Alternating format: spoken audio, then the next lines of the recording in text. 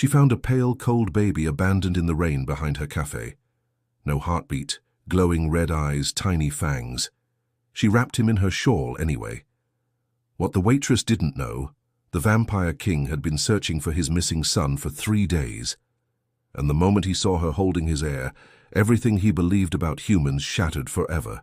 The mountain wind howled like a wounded animal as Clara wiped down the last table of the Pine Ridge Cafe. It was nearly 2:00 in the morning, and the storm had chased away even the truckers who usually stopped for coffee on their way through the pass.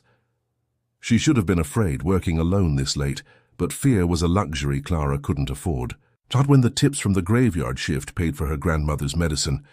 The lights flickered. Once, twice, then she heard it. A sound so faint she almost missed it beneath the thunder. A thin, desperate cry that didn't quite sound human. Clara froze, her hand still clutching the dish rag. The cry came again, sharper this time, from somewhere behind the building. Every instinct screamed at her to lock the door and call the police. Mountain lions sometimes wandered down from the peaks, or worse. Missing persons reports had been piling up lately, bodies drained of blood, throats torn open. The town called them animal attacks, but the way people whispered in the cafe, the way they locked their doors before sunset, they knew better. The cry pierced the night again. Clara grabbed the flashlight from under the counter and pushed through the back door. Rain lashed her face immediately, soaking through her thin uniform. She swept the beam across the alley, past the dumpster, toward the line of trash bins. There, a bundle of cloth wedged between 2 metal containers, shaking in the downpour. Clara's heart hammered as she approached. Please don't be what I think it is, please don't be. She pulled back the soaked fabric. A baby no more than 3 months old, naked except for the tattered blanket wrapped loosely around its tiny body. But this was no ordinary infant. Its skin was marble pale, almost translucent in the flashlight's beam. Veins traced delicate blue patterns across its chest, and its eyes, when they fluttered open, glowed faintly red like dying embers in a fireplace. Clara gasped and stumbled backward. The baby's mouth opened in another cry, revealing 2 small, sharp points where canines should be. "Run!" her mind screamed. "Run now!" But her body wouldn't obey, because beneath the impossible features, beneath the supernatural horror of what she was seeing, there was only one truth that mattered. This was a child abandoned, dying. The baby's skin felt like touching a block of ice when Clara lifted it. Its chest barely moved with each breath. Those red eyes stared up at her with something that looked heartbreakingly like hope. "Oh, sweetheart," Clara whispered, wrapping the infant in her wool shawl, the one her grandmother had knitted, the only warm thing she owned. "What happened to you?" She carried the baby inside, kicking the door shut against the storm. The cafe's warmth enveloped them both, but the child's temperature didn't change. Still cold, still wrong. Clara tried milk first, warmed to body temperature. The baby turned its head away, whimpering. She tried water, sugar water, even a bit of broth from the kitchen. Nothing.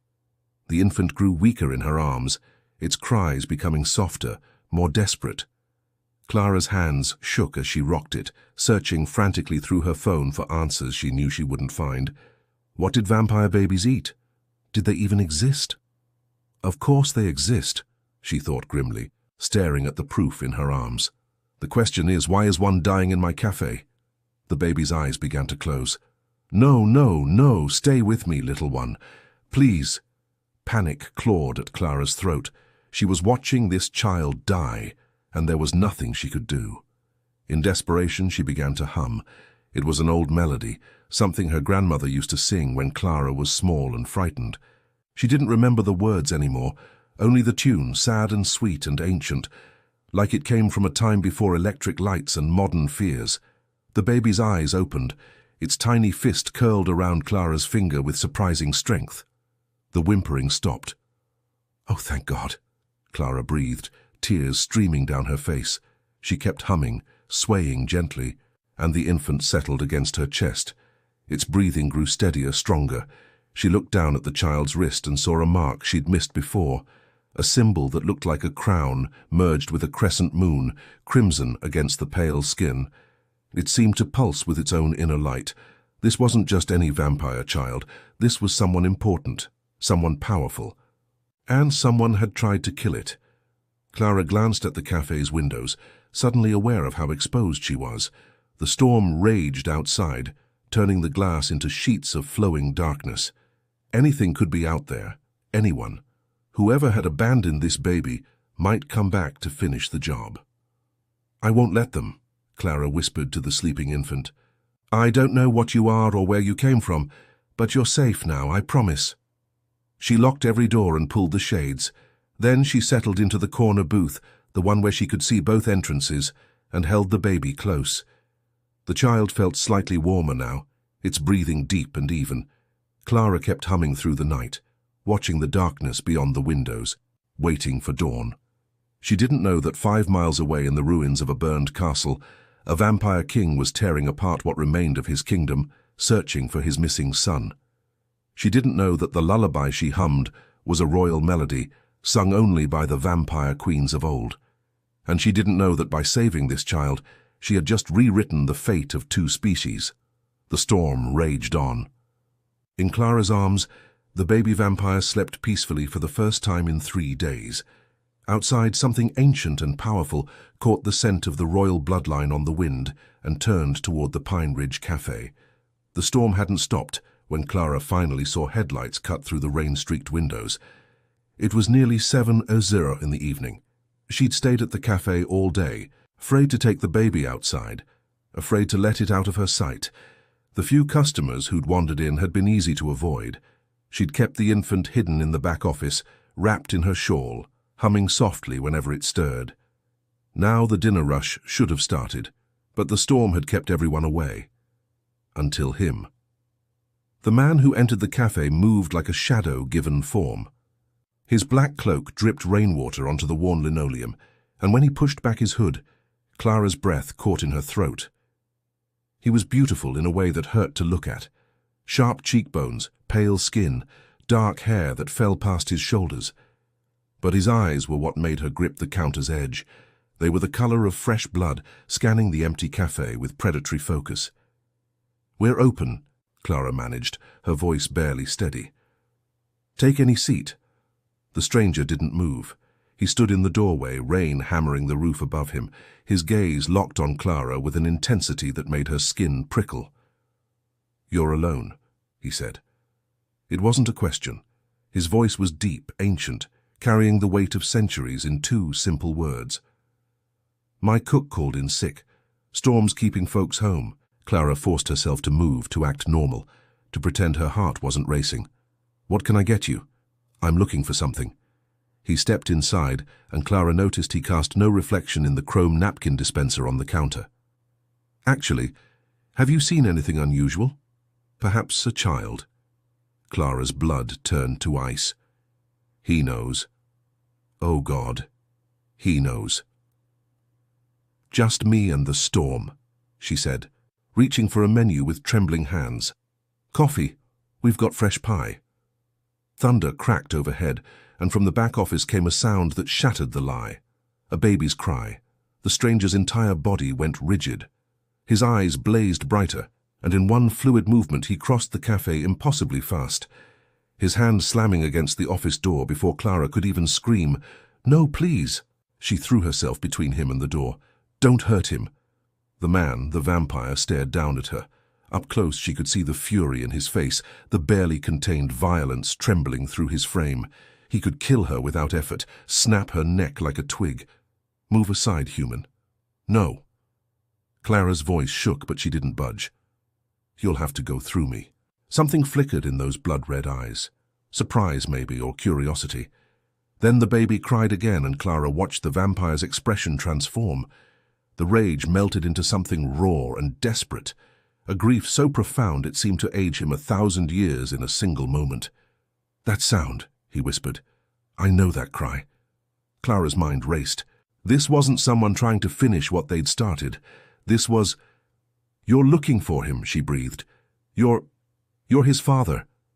The vampire's gaze snapped back to her, searching, analyzing. "Where did you find him?" "Behind the cafe last night. He was dying." The office door burst open. Clara had left it unlocked.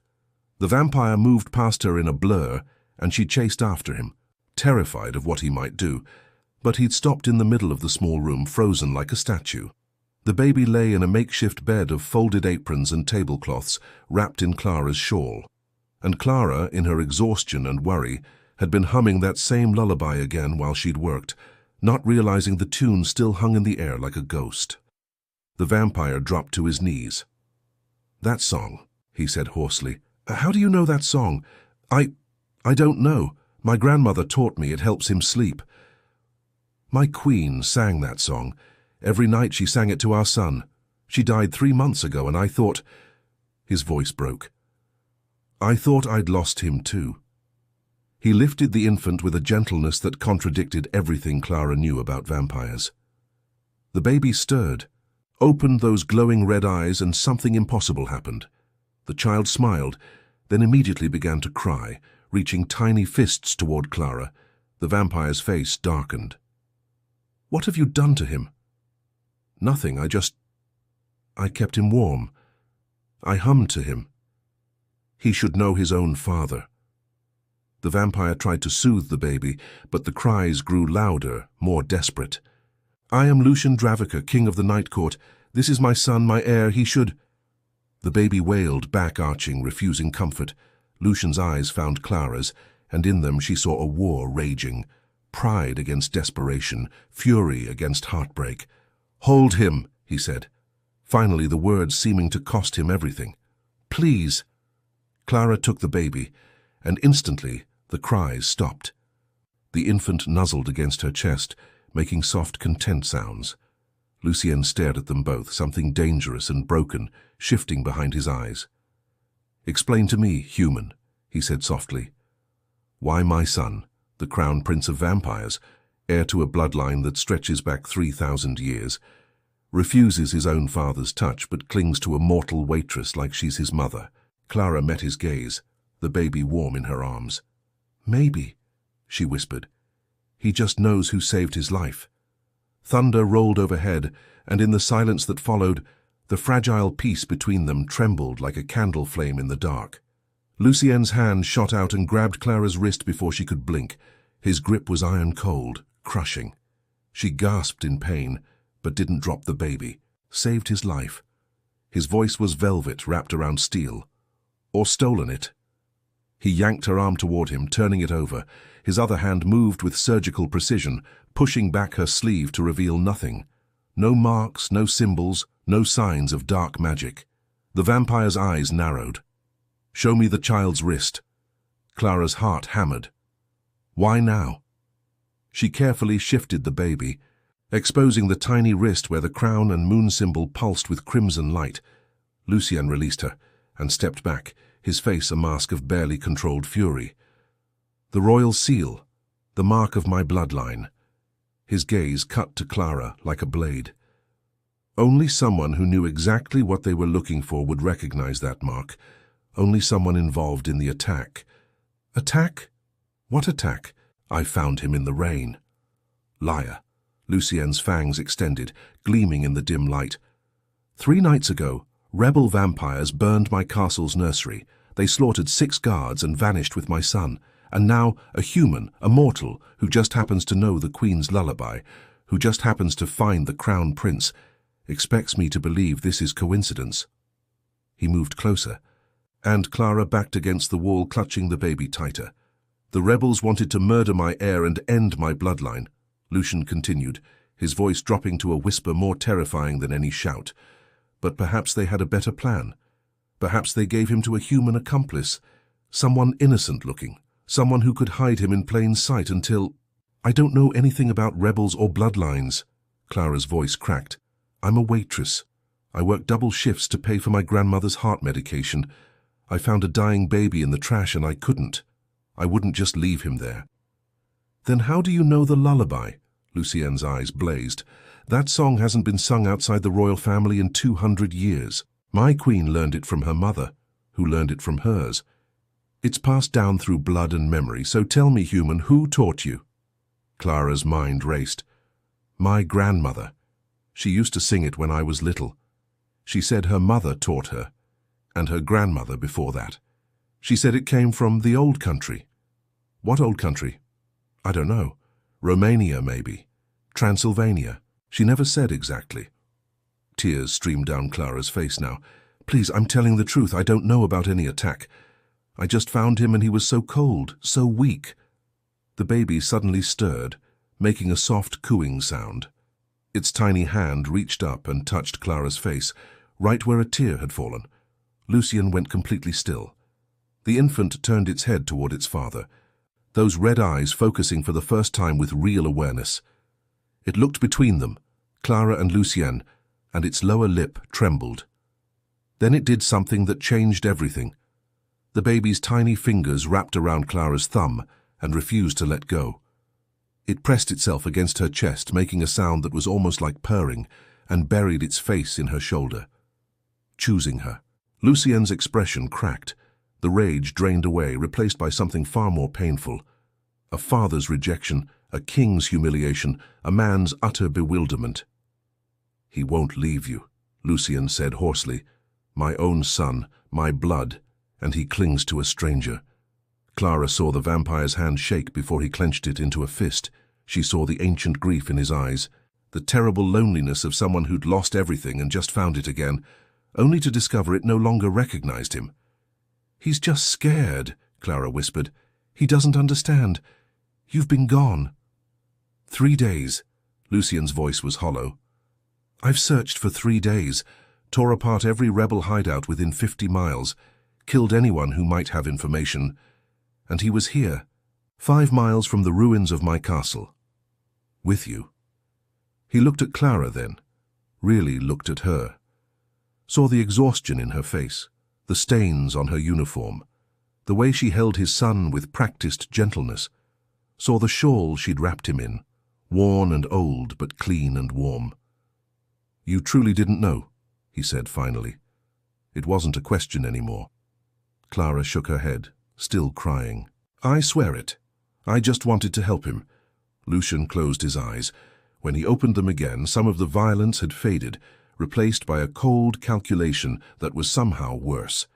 "Then you're a fool," he said quietly, "because now you're in danger. The rebels know the royal seal would lead me to my son. They'll expect me to find him, and when they discover a human has been caring for him..." He moved to the window, pulling back the curtain to stare into the storm. "They'll come for you both." "Then take him!" Clara held out the baby, even though her heart screamed in protest.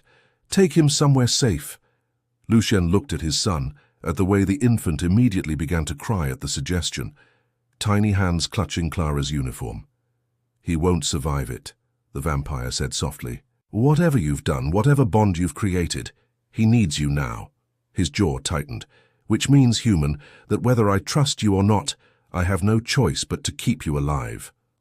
Outside, lightning split the sky, and in the darkness between thunder, neither of them heard the messenger raven take flight, carrying news to the vampire court. "The king has found his heir in the arms of a human woman." The vampire court received the news at midnight. Commander Veric read the message twice, his scarred face twisting with disgust. Beside him, Lady Celine, elegant and lethal in her crimson gown, laughed without humor. "A human," she said, her voice dripping venom. "Our crown prince, the heir to 3 millennia of pure bloodline, clings to a human waitress like she birthed him herself." They stood in what remained of the castle's great hall, surrounded by other nobles whose faces reflected the same outrage. The rebel attack had destroyed much, but the court's pride had survived intact, and now that pride burned hotter than the fires that had consumed the nursery. "It's an insult," growled Lord Thine, his clawed hand crushing the marble armrest of his chair. "The king dishonors us all by allowing this mortal to touch the royal heir." Veric's eyes glowed in the darkness. "It's worse than an insult. It's a threat." He held up the message. "The king has taken them both to the old monastery outside the city. He means to protect her." "Protect a human?" Celine's laugh turned sharp. "While our kind pure bloods who've served his family for centuries are branded as potential traitors and kept at arm's length." She turned to face the assembled nobles. "Tell me, does this sound like the action of a rational king?" Murmurs rippled through the crowd. "She's bewitched the child," Thane declared. "Used some human magic, some dark spell. How else could the prince reject his own father?" "Witchcraft!" another vampire hissed. It's the only explanation. Veric let the accusations build, watching the court work itself into fury. Then he raised his hand for silence. The question, he said carefully, is what we do about it. Our king is compromised, grief-stricken over the queen's death, desperate to save his son. He's not thinking clearly. He paused, letting the implications sink in. Perhaps he needs our help to see the truth. Celine smiled, showing all her teeth. You mean the human must be eliminated before she corrupts the heir further? I mean, Veric said coldly, that the child must be freed from her influence if she dies in the process. He shrugged. What is one human life against the purity of our royal bloodline? The vote was unanimous. At the monastery, Clara paced the cold stone floor while Lucian stood motionless by the window. They'd arrived an hour ago, the vampire moving so fast through the storm that Clara had barely processed the journey. One moment she was in her cafe, the next she was in this ancient building that smelled of dust and forgotten prayers. The baby slept in her arms, finally peaceful after the chaos of the night. Your people won't like this, Clara said quietly. Me being here with him.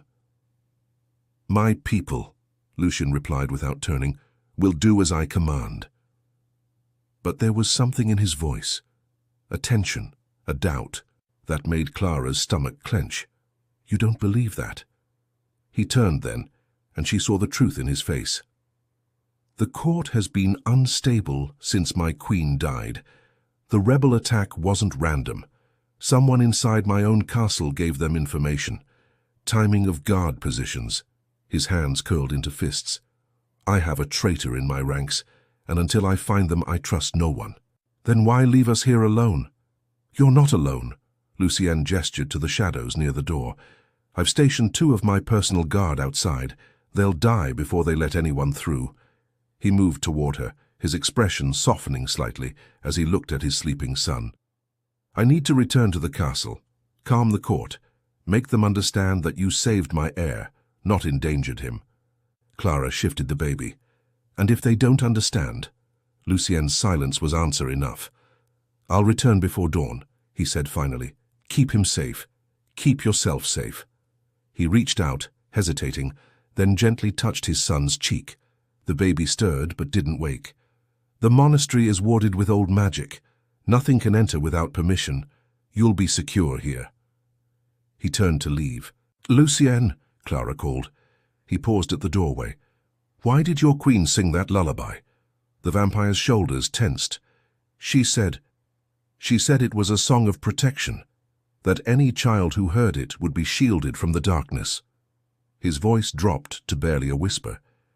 I thought it was just a story, but when she was dying she made me promise that someone would sing it to our son, every night, no matter what. He looked back, his eyes haunted. I didn't know the words, only she did, and when she died, the protection died with her. Until you, Clara finished softly. Lucienne stared at her with an intensity that made her breath catch. A human who shouldn't know that song, shouldn't be able to calm a vampire infant, shouldn't be standing here disrupting everything I thought I knew about your species. He shook his head. I don't believe in fate, but I'm beginning to think my queen's death and your grandmother's lullaby are connected in ways I don't yet understand. He vanished into the storm before Clara could respond. She was alone with the baby in the silent monastery, rain drumming against ancient stone, when the first scream echoed from outside. Then the second guard's scream cut off abruptly, and Clara realized with ice flooding her veins that someone had just betrayed them. The monastery door exploded inward, and Commander Veric stepped through the wreckage, flanked by a dozen soldiers. Hello, witch, he smiled. Time to free the prince from your spell. Clara ran. She clutched the baby to her chest and bolted toward the back of the monastery, Veric's laughter echoing behind her like breaking glass. There's nowhere to go, human. His boots thundered on stone. The wards only keep outsiders from entering, not us from moving freely once we're inside. How did they get in? Clara's mind raced as she stumbled through the dark corridor.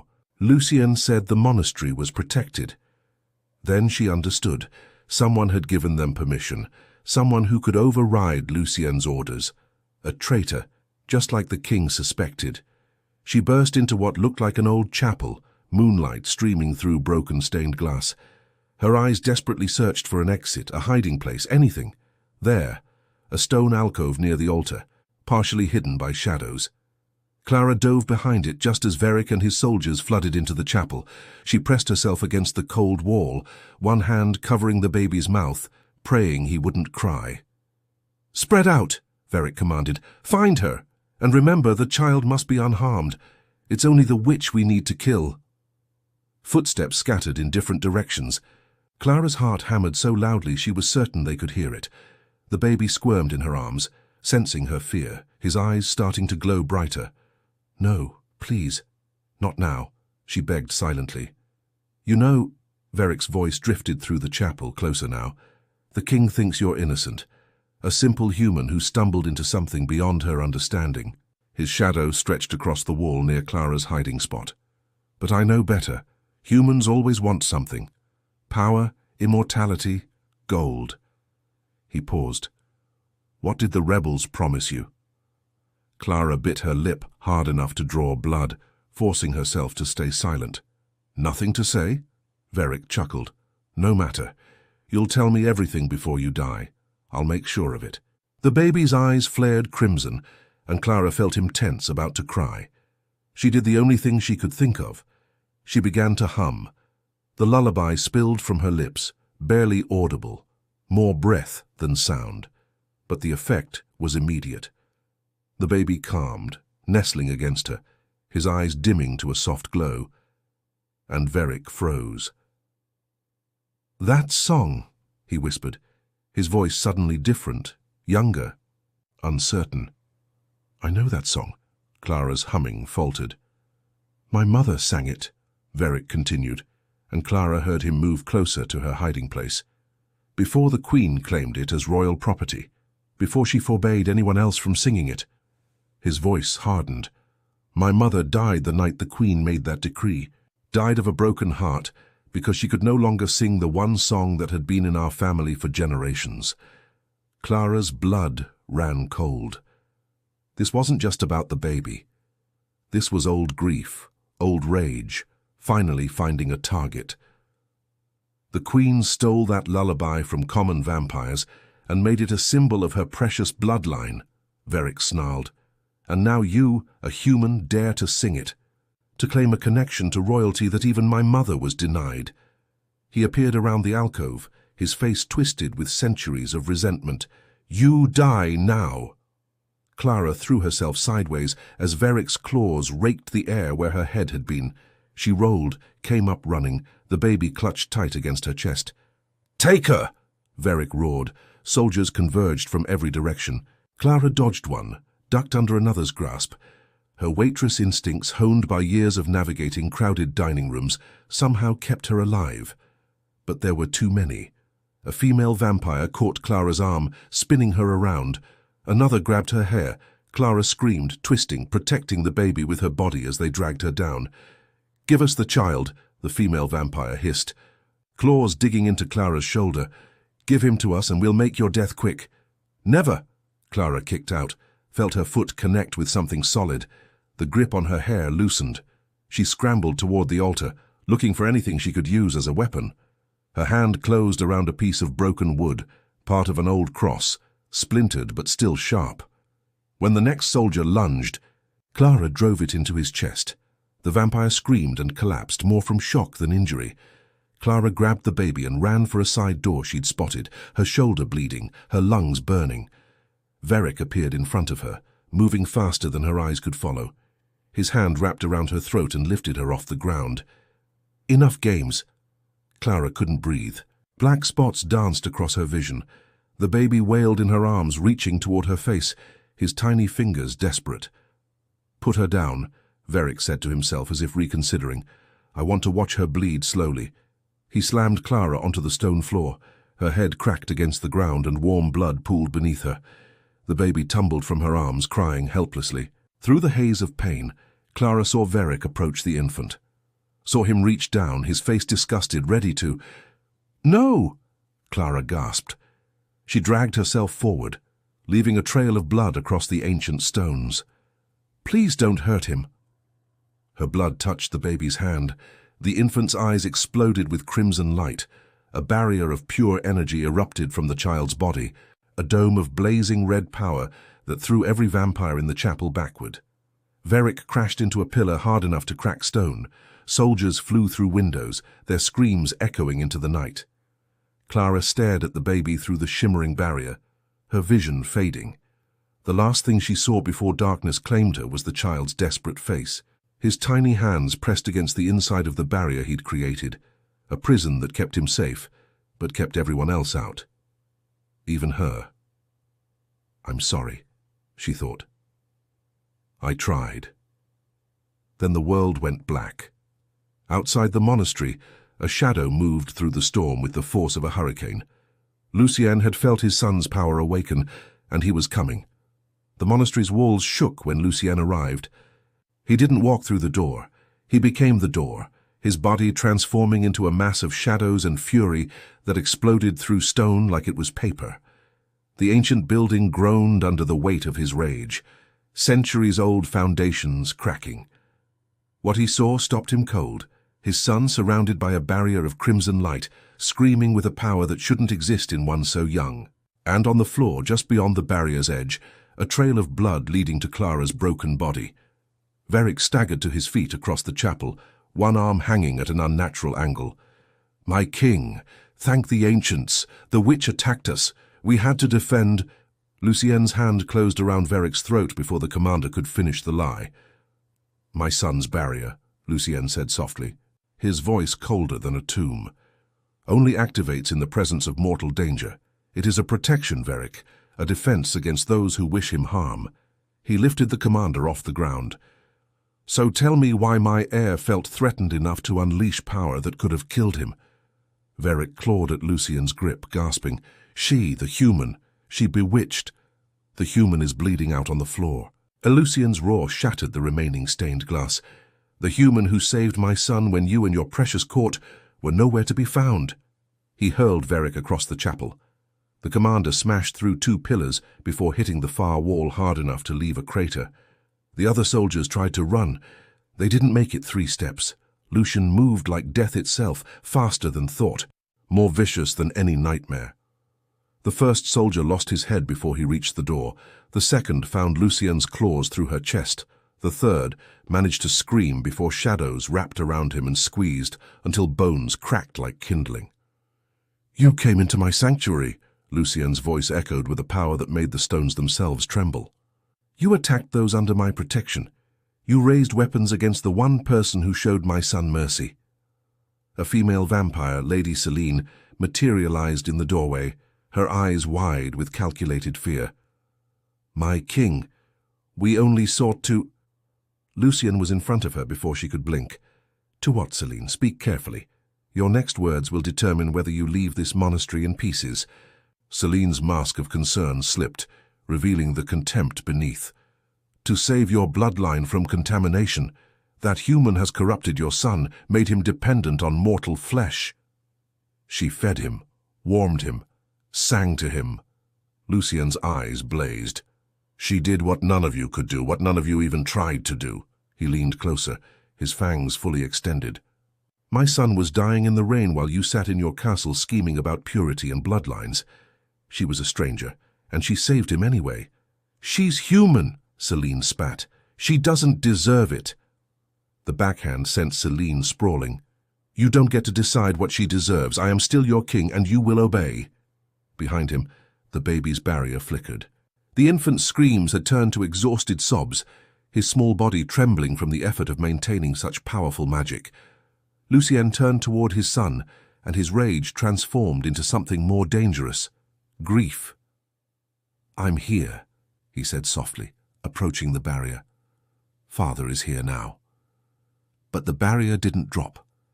The baby looked at him with tear-filled eyes and cried harder, his small hands reaching past the barrier toward Clara's still form. "She's the one he wants," Veric rasped from where he lay broken against the wall. "Not you. A human waitress has stolen your son's heart, and you're too blind to see its dark magic."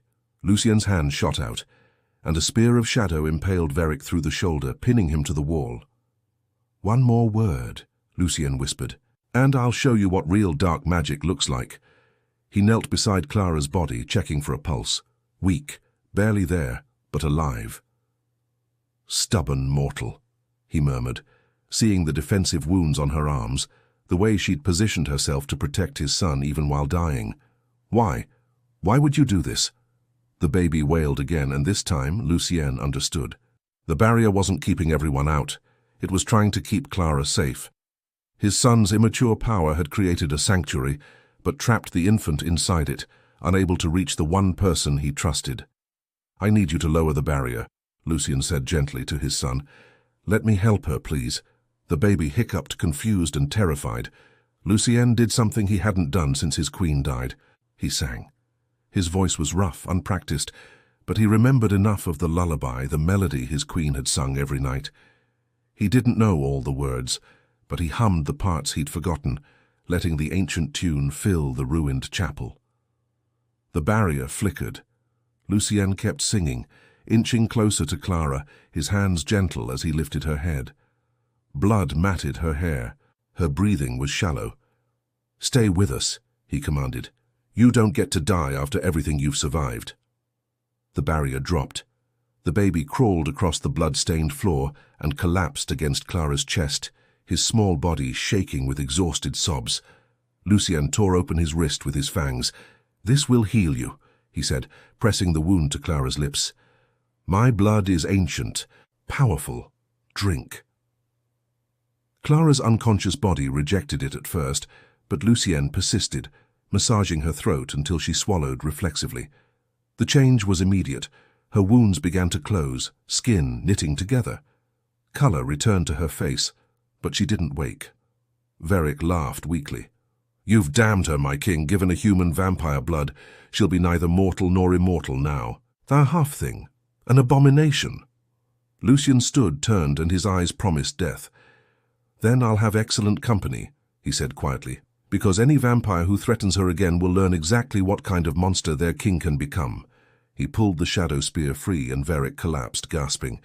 "Get out, all of you. Tell the court what happened here." Lucian's voice dropped to a lethal whisper. "And tell them that as of this moment, any vampire, noble or common, who harms a human who aids our kind will answer to me personally." Celine helped Veric to his feet, both of them battered and humiliated. "This isn't over," Veric hissed as they limped toward the exit. "The court will never accept—" "The court," Lucienne interrupted, "will accept what I tell them to accept, or they can join the rebels in death." He turned his back on them, the ultimate dismissal, and knelt beside Clara and his son. The baby had stopped crying. He looked up at his father with exhausted, trusting eyes, and for the first time since the nursery burned, Lucienne felt something other than rage. Hope. Clara awoke to the sound of arguing. Her eyes fluttered open slowly, and she found herself in a massive bed with silk sheets the color of midnight. Candles flickered on ornate stands, casting shadows across walls covered in ancient tapestries. This wasn't the monastery. This was a castle. "You cannot be serious," a female voice shrieked. "A human living in the royal wing, eating at the king's table. It's madness." "It's law," Lucien's voice cold and final. "As of this morning, I've decreed new protections for any human who aids vampire kind. Clara saved my son. She will be honored, not hidden away like some shameful secret." Clara tried to sit up and gasped as pain lanced through her skull. The door burst open immediately and Lucienne appeared, the baby vampire in his arms. "You're awake." Something in his expression softened. "How do you feel?" "Like I got hit by a truck." Clara touched her head, feeling bandages. "What happened? The monastery? Veric is dead?" "Veric is dead." Lucian said it without emotion. "He died from his injuries an hour after we returned to the castle. Lady Celine has been exiled to the outer territories." He moved closer, and Clara noticed the baby reaching toward her. "You've been unconscious for 2 days." 2 days? Clara struggled to process this. "My grandmother, she'll be worried." "I sent word to her. Told her you were helping with an important matter and would return soon." Lucienne carefully sat on the edge of the bed. "I also paid her medical bills, all of them, including future treatments." Clara stared at him. "You didn't have to." "Yes, I did." His eyes met hers with unexpected intensity. "You nearly died protecting my son. The least I can do is ensure your family is cared for." The baby made an impatient sound and lunged from Lucian's arms toward Clara. She caught him reflexively, wincing at the movement, but couldn't help smiling when the infant nuzzled against her. "He hasn't stopped asking for you," Lucienne said quietly. "Wouldn't eat, wouldn't sleep, just cried and reached toward the door of your room." He paused. "I named him finally. Adrian, after my father." "Adrian," Clara repeated, looking down at the baby. "It's perfect." A knock interrupted them. An elderly vampire entered, grey-haired, dignified, his robes marking him as some kind of advisor. "My king, the court is assembled. They're demanding answers." Lucien stood. "Then they'll get them." He turned to Clara. "Can you walk?" "I think so." "Good, because you're coming with me." 10 minutes later, Clara found herself in the restored Great Hall, standing beside Lucien's throne, while what looked like 100 vampires stared at her with expressions ranging from curiosity to outright hostility. She wore a simple grey dress someone had provided, certainly not her stained waitress uniform, and held Adrian in her arms because the baby refused to be separated from her. The murmuring stopped when Lucien raised his hand. 2 weeks ago," he began, his voice carrying through the massive hall, "rebels attacked this castle. They destroyed the nursery, killed loyal guards, and kidnapped the crown prince with the intention of ending the royal bloodline." He paused, letting the weight of those words settle. They failed, not because of vampire strength or noble blood, but because of the compassion of one human woman. He gestured to Clara, and 100 pairs of eyes focused on her with laser intensity. "Clara found my son abandoned and dying. She didn't know who he was, didn't know what he was. She saw only a child in need." Lucien's gaze swept across the assembly. She fed him, warmed him, protected him, and when soldiers came to kill her for her kindness, she nearly died defending him. "A pretty story," called out an elderly vampire from the back, "but it doesn't change what she is. Human, mortal, weak, nothing more." Lucien's laugh was harsh. "She survived an attack that killed 2 of my personal guard. She fought off 6 trained vampire soldiers while wounded, and she triggered my son's protective barrier, something that only activates in the presence of genuine love and sacrifice." Shocked whispers rippled through the crowd. "The barrier hasn't manifested in 3 generations, someone breathed. "Exactly." Lucien descended from the dais, moving to stand beside Clara. "My son recognized in her what too many of us have forgotten, that strength isn't measured in fangs and bloodlines, but in courage and kindness." He turned to face his court fully. "As of today, I'm establishing new laws. Any human who aids a vampire in genuine need will be granted protection and honor. Any vampire who harms such a human will face execution." His voice hardened. "And Clara, as the one who saved my heir, will be given the title of Cradle Bearer and appointed as Adrian's official guardian." The hall exploded. "You can't be serious. A human raising the crown prince. This is an abomination." "Silence!" Lucien's roar shook the chandeliers. "My queen died knowing our son would need protection I couldn't provide. She sang him a lullaby of shielding passed down through generations, a song that somehow found its way to a human grandmother who taught it to her granddaughter." He looked at Clara with something like wonder. "I don't believe in coincidence. I believe my queen's last act was guiding Clara to my son, and I will not dishonor that gift." An ancient vampire stepped forward, leaning heavily on a cane. "And when the child grows, when he takes the throne, what then? Will we be ruled by a king raised by humans?" "You'll be ruled by a king who understands mercy," Lucien replied. "Who knows that our species' survival depends not on isolating ourselves in pride, but on building bridges, on remembering that we were human once too." The old vampire studied Clara for a long moment. Then, slowly, he knelt. "The cradle bearer has my respect." One by one, others followed. Not all. At least 20 vampires stormed from the hall in protest. But enough knelt that Clara felt the shift in the room like a tide turning. Lucien placed a hand on her shoulder. "Welcome to the court, Clara. I hope you survive it." Me too, she whispered, holding Adrian closer. The baby cooed and grabbed her finger, his eyes glowing softly. Not with fear or defense, but with contentment. And in that moment, surrounded by immortal beings in a castle of shadows, Clara felt something she hadn't felt in years. She felt like she belonged. 3 weeks passed like a dream. Clara moved through the castle with Adrian always at her side, learning the rhythms of vampire life. She discovered that many of the younger vampires were curious about her, asking questions about human customs, modern technology, even recipe recommendations. The older nobles kept their distance, but their hostility had cooled to weary observation. And Lucien. Lucien was changing. She noticed it in small ways first. How he'd pause in doorways to listen when she sang to Adrian. How he'd started taking his evening walks through the castle gardens instead of hiding in the throne room. How he smiled, actually smiled, when Adrian took his first crawling steps toward Clara across the nursery floor.